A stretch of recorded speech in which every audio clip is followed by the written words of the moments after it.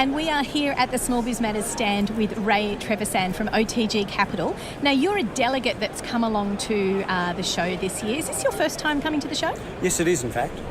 And what is your business and why did you come here? What sort of education were you hoping to get out of it?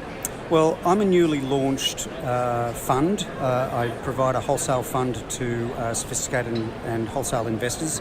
So we've just launched. We're about 9 months old now, so we would be termed boutique. I think it's the best way to put it. And having come from an IT background, I'm always interested in looking at back office function.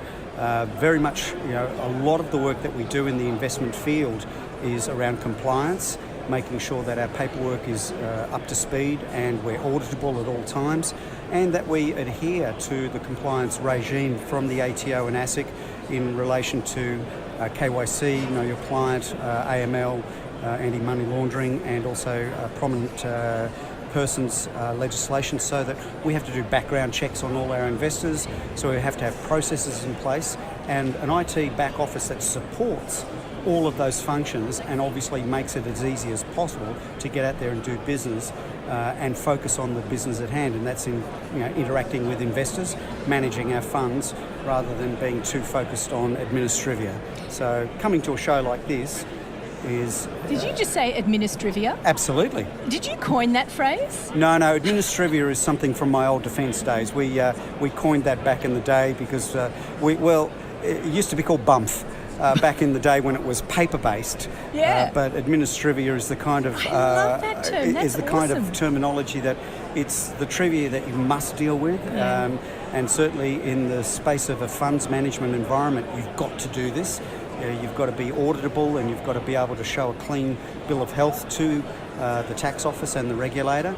And so, coming to a show for me, this is about window shopping at what's out there. And the show today, because I come from an IT background, I shouldn't be surprised, I guess, but the amount of cloud-based and IT-based solutions that are out there today, just about every second stand is out there promoting a cloud-based solution. And it's evolving, and that's what I came last year as a delegate, and I loved the educational aspect, but I think almost every stand that's here is new. It seems to be just different every single year. Do you think that's might produce a bit of overwhelm for people who are trying to get over their admin, or do you think it's really useful because you can figure out and niche in what you need and really talk to the people one-on-one and get the information?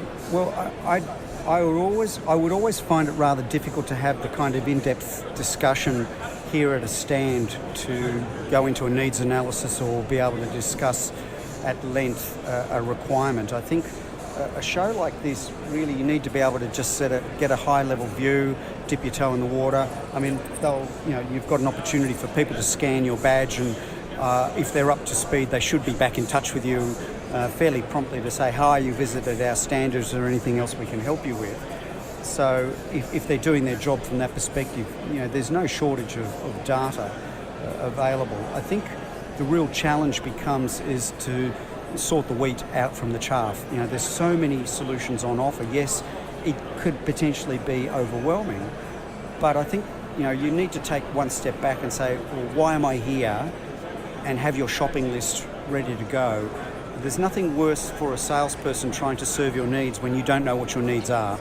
This is true. And it's a good tip, actually. As a delegate, it's a great idea to come to these shows with an understanding of what's here, and then what questions you should be asking to best make the use of your time, because obviously when you're at an expo like this, you're taking time out of your business and you need to make the most of that educational opportunity while you're here. And I think that the counter to that is also, don't waste the poor old sponsors' time either.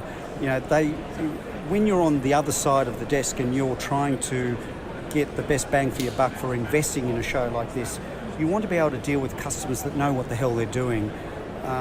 It's not so much that you get frustrated with tire kickers. That's perfectly fine, but be honest about your needs and also your buying intentions. Because I come from a sales background, I don't like to dick salespeople around. So I tell them very clearly, I'm just shopping today, I'm just looking for data at this point in time. Yes, I am the decision maker, but no, I'm not making a decision today. And so that helps clarify in their minds. They're not going to close me there on the spot.